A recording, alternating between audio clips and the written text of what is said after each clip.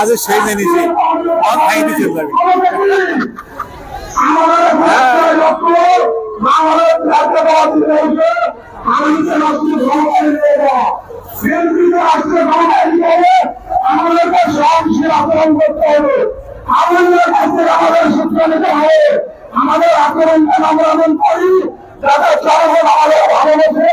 রাষ্ট্রীয় গণপরিষদ আর আজকে আপনারা সারা ভারতবর্ষে কর্মীদেরকে দৃষ্টি করেন, কিন্তু হাইব্রিড আমাদের দলে আমাদের কর্মীদের ভালো পাওয়ার পরে দলের মধ্যে তৈরি করার চেষ্টা করছে।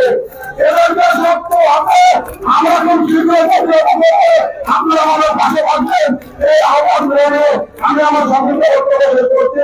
আপনারা আমাদের করবো না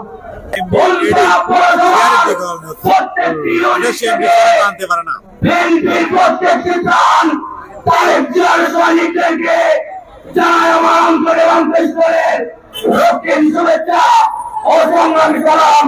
আসসালামু আলাইকুম। সম্মানিত ভাইরা, আজকে বক্তব্য দেন ভাই, আমাদের বক্তব্য শোনার দিন।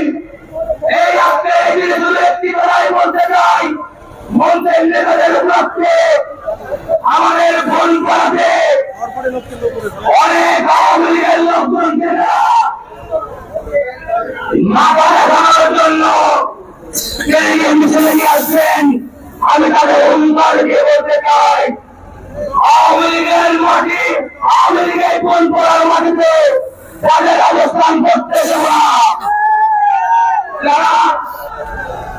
যারা বাবুকে হত্যা করেছে, আলম সাহেবকে হত্যা করেছে, বাবাকে যারা হত্যা করেছে, এই ধরনের নেতাদেরকে যারা বাড়িতে ঘুমাই রাখছেন, তারা কোনদিন কোন করার মাটিতে কোনদিন অবস্থান করতে পারবেন না।